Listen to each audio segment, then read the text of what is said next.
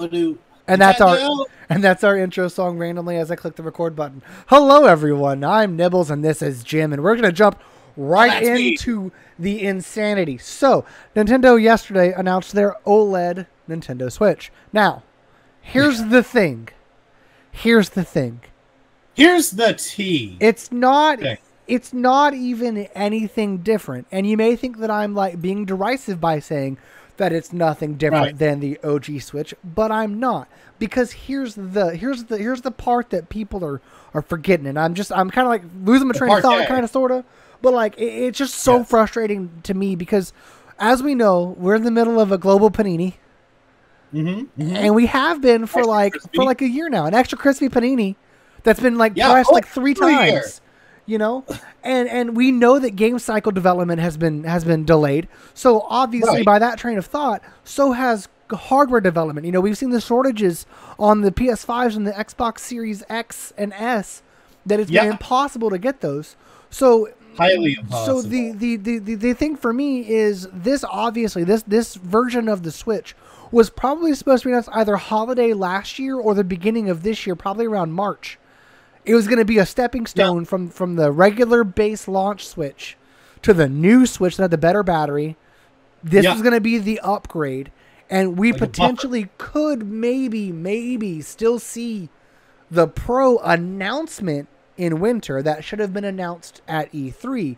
But because E3 got canceled last year, and because we had a lot of games get canceled, they wanted to focus fully on the games that they should have announced over the past year at E3. 100%. So they pushed back the Pro announcement, whether that's going to be the name or not. That's what we're going to call it for right now. Yeah. And we've already seen hardware rumors and leaks and information on an improved Switch. So we know it's coming. People are just thinking that this is what they were going to announce, and I'm here to tell you that it's not. I mean, I could be wrong, but I think people get it in their head that when these rumors or quote unquote leaks come out, that this is something that's for sure. We've seen patents filed by companies, Sony, Microsoft, and Nintendo, of things that have never come to fruition. They're just patenting it so that it's a possibility. Well, I also think people expect, a 4K handheld gaming console is going to cost you, the consumer, a lot of money. So, funny story. My buddy and I were talking about this in the car. And I went to go get lunch before this. I was a little bit late. This should have been already live on YouTube. But anyways, we're talking in the car, and he's like, "Oh, I'd love to see like a 1440p Switch." And I'm like, "Okay, like I understand that. I guess if you want to spend a couple $1,000, no, I said a monitor, a panel itself is only $200. You're attaching an entire console to the back of that." I said, and because the Switch is a dynamically hybrid console, the word dynamically shouldn't have been in there, but it's a hybrid console. It slots into a TV via a dock, and it's also handheld. You're putting a whole lot of strain on a comboed processor for 1440p, plus just the bulk of that thing, and you'd want to have your JoyCons be the exact same size. There's a lot of wasted space, a lot of plastic, a lot of manufacturing that you wouldn't want. So like I'm just like the cost just would not suffice. You'd be looking at a solid, $1,100-$1,200 for a 1440p Switch for no real reason. Right. And I think some people have kind of said this best that I've seen online, and that is that Nintendo hasn't competed when it comes to hardware in a long time. If ever. They go more for innovation. Yeah, if ever. Nintendo's always about what can they do that's unique, and the games that Nintendo puts out, the Nintendo AAA titles, usually, almost always, because there have been a couple, but rarely, look amazing regardless, because they are built from the ground up using the tech there. So, and that was the other part, is he was like, well, they got to keep up. I said, they really don't. Nintendo has proven year after year since the Wii, year after year, hand over fist, what they make sells.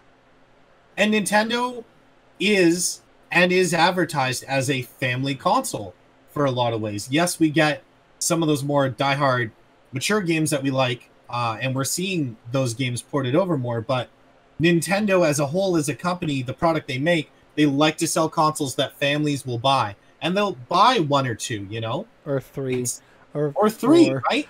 Or if you're me, 5. Yeah, this model is great if you do not have a Switch. Yes, you like handheld. This is a wonderful upgrade for someone who wants a newer console, which sounds weird because somebody like me, I want it strictly, and I will pull up DMs if I have to prove it, but I want this strictly for the dock.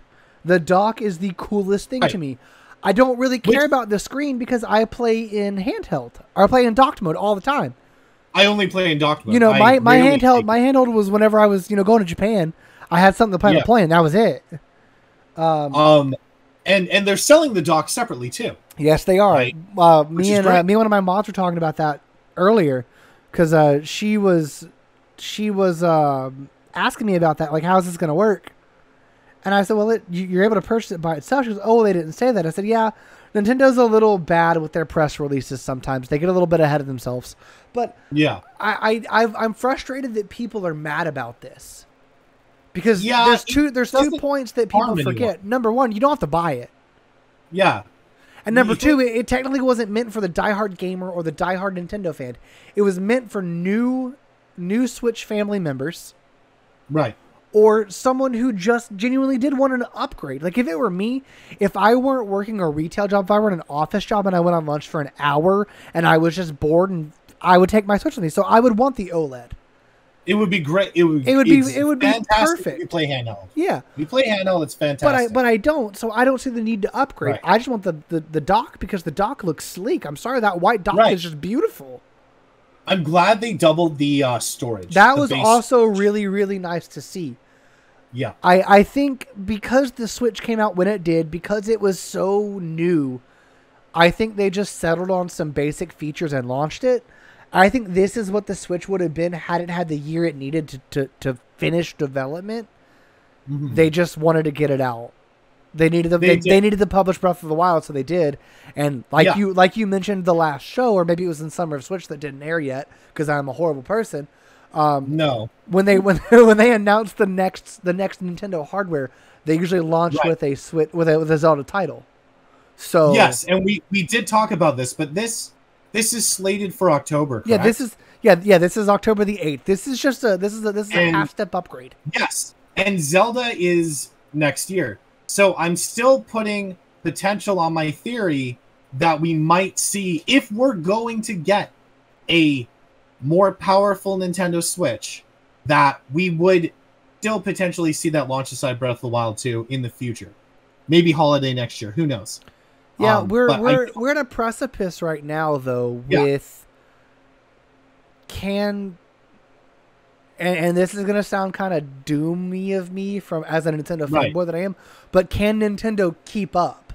And I don't mean that in a race sense. I don't mean that in a, and by race I mean hardware race. Don't. Or if Nintendo can keep up production, because so far I go to Walmart probably once or twice a week to just get things. I always see Switches. I always see lights. I always see the Mario Home Circuit. Like, I always see it. I don't see Xbox. I don't see PS5s.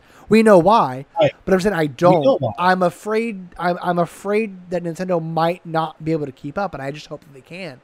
And will these be massively scalped like the other new consoles? I can guarantee that the first launch will. Yes. Because that's just a fact of life these days. It's sad. It's depressing. Yeah. Because I pre-order so many collector's editions just so I don't miss out in case I want them, just so I can guarantee that I've got a copy. Yeah, I feel you. I did the Shin Megami Tensei 5 and the Danganronpa collector's editions I pre-ordered because they sold out so quick. See, I did the Pro Controller for Monster Hunter. I almost pre-ordered the console just to guarantee it. And when I decided that I liked the console and the Pro Controller together, the console was sold out. I've just started pre-ordering like crazy. You know what's funny? Like, now that we talk about like the different controllers and that, I was so ecstatic for those new Zelda JoyCons because I'm a Zelda fan. But now I've talked myself out of purchasing them for 2 reasons. One, I don't use my JoyCons. I prefer Pro Controller. And 2, since I have the Animal Crossing Switch with those JoyCons, other than aesthetic, why do I need to drop $100 more just to have them? And that's where I am with a lot of the additional things that Nintendo offers for a lot of their stuff. Right. The Animal Crossing Switch is my Switch until I get a Pro. Yeah. I will never replace it. I'm actually half tempted. I know I said I'd get the dock, and I probably still will. But like, I'm half tempted to just not replace the dock because I love the Animal Crossing dock. It's just the cutest thing in the world. And the biggest, honestly, like, the biggest change with the dock that's coming is the actual ability to plug right in. Well, and Nintendo only sold an adapter before. And that's the thing, is like, people were complaining that, you know, oh, the Ethernet port's not that big of a thing if you just use an adapter. Well, here's the thing. You're getting rid of that adapter, and they're getting rid of the USB slot that you use for the adapter. So you're really not gaining anything except for a sleek-looking dock. Yeah. But like me, I'm all about aesthetic, especially in the family room. I like things to look good. I don't like having a big black box hanging off my Switch and an Ethernet cable. Like, to me, that's just gross. I'd rather plug it into the dock. So like, I'm gonna. And these new docks look, I almost want to say, better quality. They really do. Than the current Switch and that's not saying that the Switch docks look bad. They're not. They feel like cheap plastic. They look good, but they feel like when you're handling it, and I'm plugging USB in, I feel like the thing's gonna break. You know? I'm sorry, but like, he just straight up said, he goes, "It looks like crap." I like, aesthetically it looks good, but when you really get into the Switch dock, it's just a hunk of plastic. Yep. Right? That you shove cables into in your Switch. Like, sorry. Aesthetically, it looks great. Like, the Animal Crossing dock is pretty. Don't get me wrong. But just as a unit that you use, right, to contain your console, the new dock looks sturdier, I guess, is kind of what I'm saying. It looks, maybe I'm wrong, but just from this side view or whatever, it looks a bit sturdier, which is a good thing. Because with these docks, I always worry if my Switch is too loose in there or whatever, right? Yeah, and it looks like on these docks, it looks like they've got some sort of shielding, and I use the term shielding loosely. They got some shielding for the Switch screen to keep it from rubbing, so it looks like they've learned. Because and that's something like people didn't know before. You need to put a screen protector on the Switch before you dock it, because those things just scratch it to hell. Oh well, see, I'm roughing it with my Animal Crossing Switch, but thankfully it never leaves my dock. Unless my capture card breaks, then I pull it out to reset it. But other than that, it never leaves my dock, so like, I'm fine. But I will say that was a pretty cool thing. I caught all of this news while I was at work, and I was just like, I've worked 70 hours in 4 days. Can I go home now to record a podcast? And they're like, no. Okay. Right. I mean, I write the schedule. So like, I can just leave. It's fine.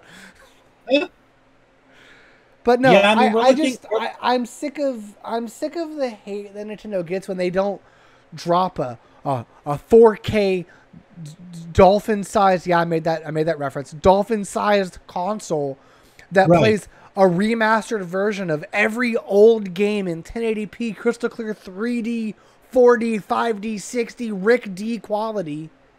Right. And I'm like, guys, that's not what this is for. That's not what Nintendo does. That's not what we're looking for. I want Nintendo to continue to innovate. I want them to push developers to do more. That's what I think that that's what we've always done. Third-party devs have a hard time making Switch ports for a lot of reasons. And without certain hardware, you're just never going to see certain games on the Switch. Now, that might be frustrating to you, or you'll see them severely downgraded. I will always kind of go back to the Outer Worlds port on the Switch, and the fact that when I would run into an area with enemies, and I've never seen this in a game in a long time, a buffering symbol would come on the screen, and then the enemies would load. Oh, so, wow. And like that could be for a lot of reasons other than the buffering and the very low quality texture of the foliage and whatnot. It did play pretty well. I did enjoy my playthrough of it, but yes, some areas had that buffering thing, and I just was so taken back by that. But if I play a first-party Nintendo game on there, you know, we talk about Mario Odyssey, Breath of the Wild, Mario Kart, like literally any of them, right? It looks fantastic, and I'm like, why would I need 4K for this? You know, and that's the thing. I was talking to my buddy about it in the car. Again, we have a lot of conversations about crap like this in the car. But like, I've played Breath of the Wild for probably 200 hours. Yeah. I've seen maybe -3 frame drops the entire time I've played. Yeah. I think I've seen like 2. And that was because I blew up some grass. I had a bokoblin that randomly slid down the hill. And I had a Lionel behind me that I didn't know was there. But like, I have played that game and done a lot of crazy stuff. And I've never seen frame drops. But I know people that have recorded like frame drops. And I'm like, how? What do you do? So it's just, I don't know if it's, you know, situational or if I'm just really lucky. Right. But I am interested. I am interested to see how this Switch performs handheld with the OLED device. I would love to get my hands on one, and see the difference of what it changes. And I'm sorry, this is completely off topic of Nintendo of all time, but I just saw the first still of Clifford the Big Red Dog. What is this abomination? Get it out of my life. I'm sorry. Totally off topic. But I've seen them, and I don't know what kind of unholy hell was unfolding before our eyes. I'm gonna have to watch that later. Okay, anyway, so back to Nintendo. So Mario Golf, real quick. Just I want to talk this. We talked about it during Summer of Switch that didn't air, and then just recently in the last episode. But I have heard that it is probably not the worst Mario Golf game of all time. Right. But it is not the Mario Golf game that we deserved, and here's to hoping that it gets the same treatment that Mario Party did a year and a half or 2 years later, which is full online support for every game mode. Because I've been told I've been told that like Battle Golf is awesome, but like the fact that I can't do a tournament on the Wi-Fi is very frustrating. Because I would love to have a UNS tournament with cash and/or gift card and/or Switch gifts prizes one day. We just send you dollar bills in an envelope. Honestly, if I could legally do that and it not get stolen, I probably would. Yeah. I'd also print out Mario dollars for you because you'd get some free Mario dollars for the lulz. Yeah. You're welcome. I think to touch on it quickly, I think it's the first time in a long time that a Nintendo, and I will say AAA title because it's one of their staples, has kind of flopped like this in quite a while. I can't think at the moment the last one that was really like that. So, Earthbound. Yeah. Earthbound flopped so hard. But like, yeah, like so yeah, again, like if you don't like the existence of the Switch, definitely don't buy it. But those of you that have yet to yet to pull the trigger on purchasing a Nintendo Switch, I think this would be the model for you. I think overall it's solid, and I definitely see it replacing the standard Switch moving forward, until they come out with, yes, potentially a more powerful console. But I think, honestly, for Nintendo at this point, I think what we're going to see, again, hypothetically, because we don't know. They also got new speakers. So sorry. They got new speakers. Oh, yes. Yeah, they got, yeah. And a really cool kickstand. That kickstand's pretty spiffy, in my opinion. The kickstand is great, yeah. So, like, I just think, hypothetically, that if we were to see a vastly more powerful Nintendo console to come, I think you're going to see something that is strictly a household console. I don't know. No, you and I had a very good conversation about this back in the olden times, back in the pre days, the pre times. Yeah. And we both agreed at that point that if there was an upgraded Switch, they would have to beef up the dock too. Because the dock would need to be able to output 1080p or 4K if possible. So you obviously have to get a new dock. But at that point, is there any dock? Is it just a console that plugs in? Well, and that was the conversation that I had with my buddy about the 1440p thing. At that point, you're not going to slot a 1440p tablet in a dock to play on your 1080p and or 4K and or 1440p monitor. You're just going to set it on the table and boom, there you go. Yeah, so, like, unless they continue with the 720p or potential, like, 960p display that then upscales via the dock or whatever for 4K, I don't really know what else Nintendo can do with current technology. Now, I'm not a hardware designer. I'm not an electrician. I'm not an engineer. I don't have that kind of knowledge. From what I've heard, the secondary sock that they're wanting to put in, or that they're talking about having in the next Switch, can output to 4K, but like I don't know how that would work. I don't know how that would work physically. One thing I want to say that was great about this reveal, that many people might not feel this way, but we've had a new version of the Switch, so a new version of a Nintendo console advertised alongside a Metroid game, and that's pretty cool. Yeah, that's something that hasn't been done in a very, very long. Actually, I don't think if ever. Because I know the launch titles for the SNES were, it's just SNES. We had, like, when Metroid was on the DS, it was kind of, actually, it's funny because I remember there being an episode in the first season of Supernatural where he's playing Metroid, one of these guys is playing Metroid on his DS, and it's just great. It serves nothing to the episode other than being like, holy crap, that person's playing. What was that Metroid game? I can't even remember. Fusions or something? I don't know. Fusion on the GBA, yeah. But like playing it, on the first version of the DS or something.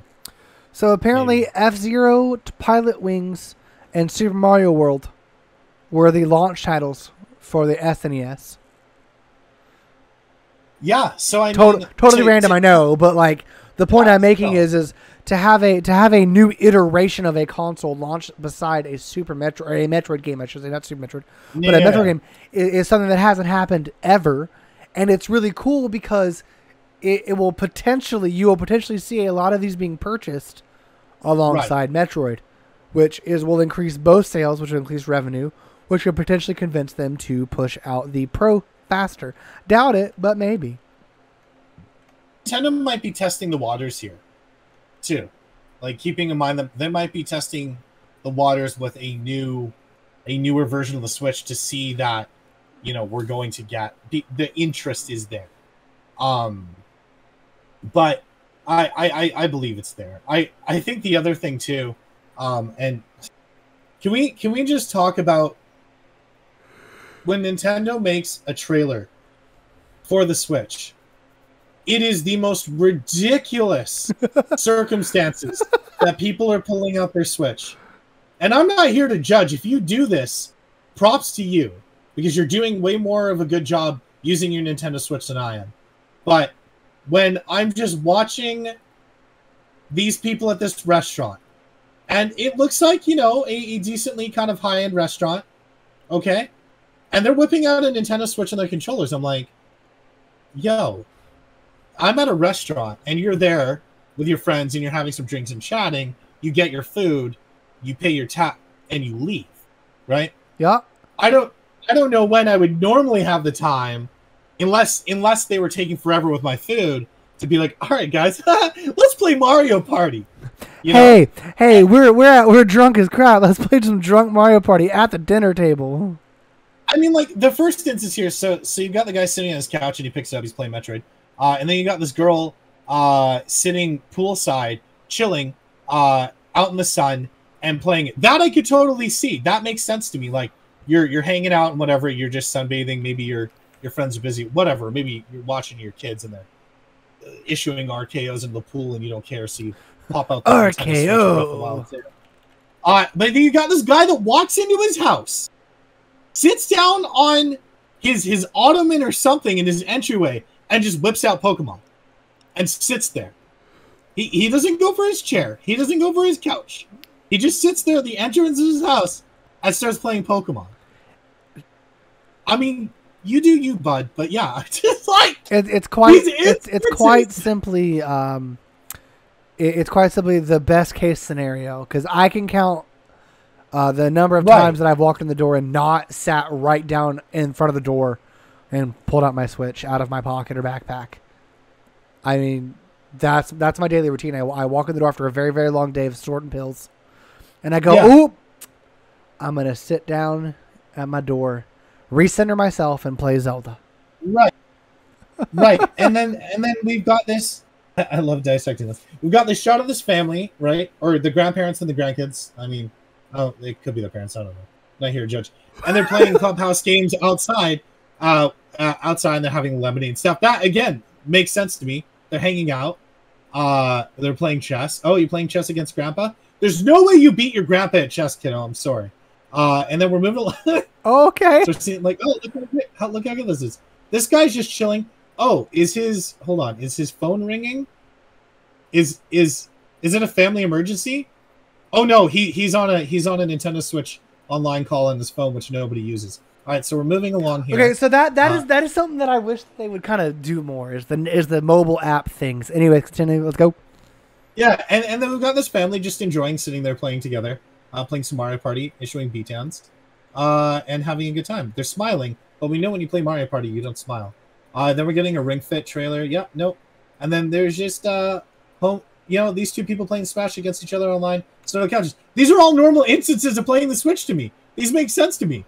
I just don't know why, like, out of all of that, I'm just so taken back by, like, when I'm in a restaurant and, someone's phone goes off and you all look at them, I get mad. You put it on vibrate? Yeah, I get mad. Right. If two people are sitting there playing Super Mario 3D World, Bowser's Fury, with the audio cranked up, and I'm trying to enjoy my meal, can I play? But seriously, like, in general, the overall thing... Jim walks over and goes, "Oh, hey, I see you got the Mushu pork. Can I play some Mario Party?" We'll play some Mario Party. You got Mario Party in that bad boy? Let's go! I'll buy you a beer if I win. I don't know. It's just fun. It's never harmless. They just show people having fun playing the Switch, and I think that's honestly like. Well, it's just like the fan commercial for the Switch with the dude jumping out of the airplane. Like, I think I've seen that. It's the Donkey Kong Country one, where he mimics the Donkey Kong Country Switch trailer. Right. October 8th is a weird date to me too. October is an interesting month to launch it. Interesting. Well, I have no words for that. Isn't Metroid October as well? I'm pretty sure Metroid is that day. Yeah. Oh, yeah, maybe. Okay, that would make more sense. Yeah, you're right. They'll sell. Yeah, same day as Metroid Dread. I'm personally skipping it, not because I dislike it. I just don't have a reason to buy from what I currently have with the Animal Crossing one. Unless we were going to look at a more powerful one / that dock is Legend just so freaking sleek. Yeah. If this was a Legend of Zelda console, I'd be throwing hard cash at it. But I'll wait. Yeah, see the quote from Nintendo that I love is, with a vibrant OLED screen and enhanced audio, embarking on the latest adventure of Intergalactic Bounty Hunter Samus while playing in handheld or tabletop mode will feel even more immersive, which is nice. In my opinion, buy this. Well, in my opinion, if you guys being Nintendo, we're going to create an OLED version of the console, you should have created the OLED Lite. If your goal was to create the tabletop and or handheld mode and make that more immersive, you should have created a Lite version handheld with detachable JoyCons, which would just make it a Switch at that point. Right. But they should have figured out a way to make it work. Because you know what, to me, you're not wrong. To me, just making it OLED as a dockable console is still a good business decision for new owners and the people that do take it in a handheld. I'm not trashing Nintendo for that decision whatsoever. Right. But if your big press release quote is tabletop and handheld, You missed the mark slightly. Still love you. Still going to want to look at it. Still probably going to buy one eventually for like my parents when they go traveling all the time. Yeah.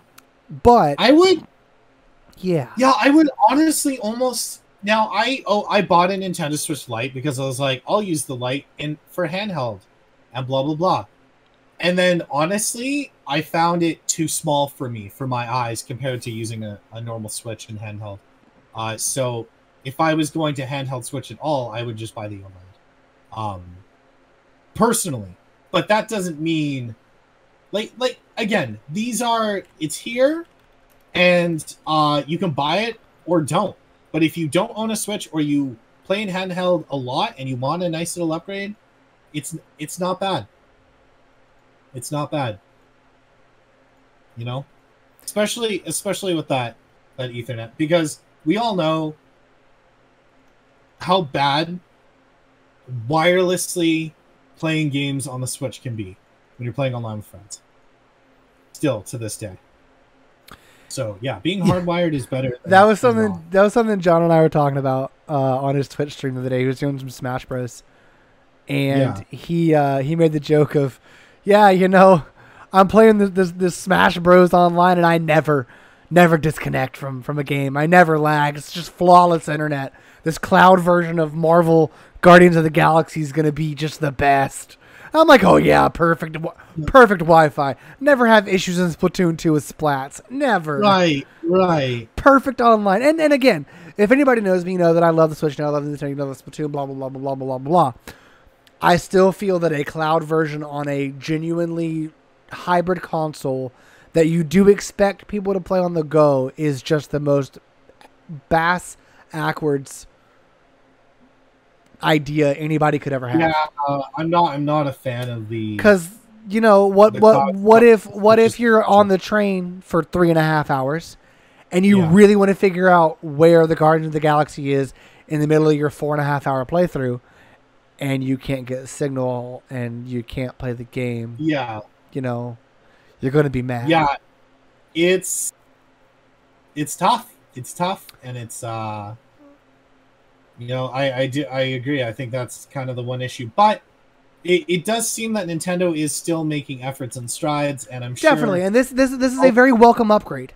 I realize that it sounds like we're complaining, or it sounds like we're dogging them, like we're critiquing them harder and harder every time, and we are, but it's because we love what they do, and because I want them to do better, and they are doing better. Nintendo has done very, very well in updating policies, in getting up to speed.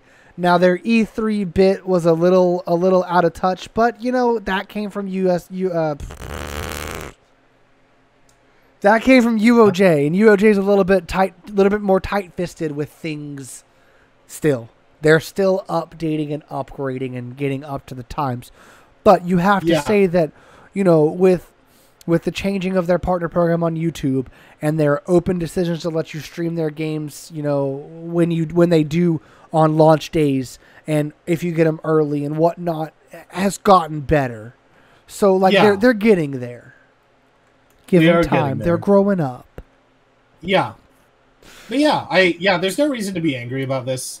Because to recap, great purchase. Get one if you don't already have one. It's not worth the upgrade if you already have a Switch and you don't play it in handheld. If you do play it in handheld, buy one. It's. I mean, come on. Yeah. Sell your original Switch to your buddy. Take that money, buy yourself a new Switch. You'll be getting it for cheaper than a regular Switch. So why not? And you can always buy that dock if you want it. Yep. So buy the dock, and buy Metroid Dread. Just buy Metroid Dread. By the way, did I mention buy Metroid Dread? Buy Metroid Dread. Just buy it. I will say our next episode is going to be slightly more focused on our personal favorite Switch titles. I want to kind of get into our history with the Switch, and maybe into Nintendo a little bit as well. The older consoles and the older games, some of our favorites there. So you get to know us more as Nintendo fans and less about hype news or new games. Because this is a Nintendo show, not a Switch show. So and I just got to say, for those of you that have watched and listened to every episode, or comes back and finishes them, or just chills, we appreciate you guys. Thank you. I know that we're a little off with our release times and our recording times and everything. Yes. I'm trying to get better at work because I'm getting more help, so I'm able to write better schedules and get personal time, which is, just wonderful. So we are getting. We're getting there. Jim's real good about getting on me. He's really good about being consistent with getting on me about doing this. So yeah, and even trying to bring stuff. That I know you're aware because you keep up on stuff. But if I see something, I'm like, oh hey, do you think we should do the episode on this? And we're usually on the same wavelength with that. So and we knew yesterday when this dropped, we had to do it. Oh yeah, and this was I wanted to do it yesterday, but I came home and fell asleep. Plus, I had a tropical storm, so that was the perfect storm. Ha, get it? Ha.